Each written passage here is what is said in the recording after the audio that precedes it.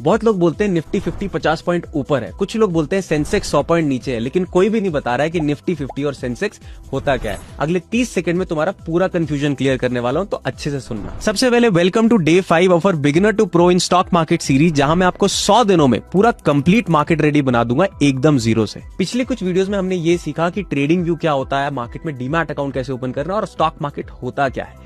आज हम सीखेंगे स्टॉक मार्केट के कुछ बेसिक वर्ड्स जो आने वाली जर्नी में आपके जरूर काम आएंगे। सबसे पहले समझ लेते हैं एनएससी और बीएससी क्या होता है। तो ये मैं आपको एक एग्जांपल के थ्रू बताता हूँ। मान लो कि तुम्हें आईफोन लेना है, तो तुम डायरेक्टली फैक्ट्री नहीं जाओगे, राइट? तुम एक प्रॉपर दुकान में जाओगे जहां पे आईफोन का स्टॉक रखा हुआ होता है। उसी तरीके से स्टॉक मार्केट का भी होता है। अगर आपको कंपनीज में इन्वेस्ट करना है तो उसका भी एक मार्केट होता है। इंडिया में दो बड़ी मार्केट्स हैं, एनएससी और बीएससी। एनएससी का फुल फॉर्म है नेशनल स्टॉक एक्सचेंज, जो दिल्ली के अंदर है, और बीएससी का फुल फॉर्म है बॉम्बे स्टॉक एक्सचेंज, जो मुंबई के अंदर है। एनएससी और बीएससी के अंदर ही इंडिया की most of the companies listed होती हैं। तो इसका मतलब क्या हुआ? एनएससी और बीएससी कोई कंपनी नहीं है, लेकिन जो कंपनीज लिस्टेड है वो इन्हीं स्टॉक एक्सचेंजेस पर ही लिस्टेड है। तो अब आ जाते हैं निफ्टी 50 और सेंसेक्स पर। अब एनएससी के जो अंदर होता है ना, हजारों कंपनीज लिस्टेड होती है दोस्तों। उनमें से टॉप 50 कंपनीज का एक ग्रुप बनाया गया है जो इंडिया की सबसे मेजर कंपनीज है, और इसी ग्रुप को, जो टॉप 50 का ग्रुप है, उसको निफ्टी 50 कहते हैं। तो अब अगर आप निफ्टी 50 में इन्वेस्ट करो तो आपको पता है कि आप किस में इन्वेस्ट कर रहे हो, इंडिया की टॉप 50 कंपनियों में, यानी कि आप इनडायरेक्टली इंडिया की टॉप 50 कंपनीज का एक छोटा सा हिस्सा बन गए हो। वैसे ही बीएससी के पास भी बहुत सारी कंपनीज लिस्टेड है,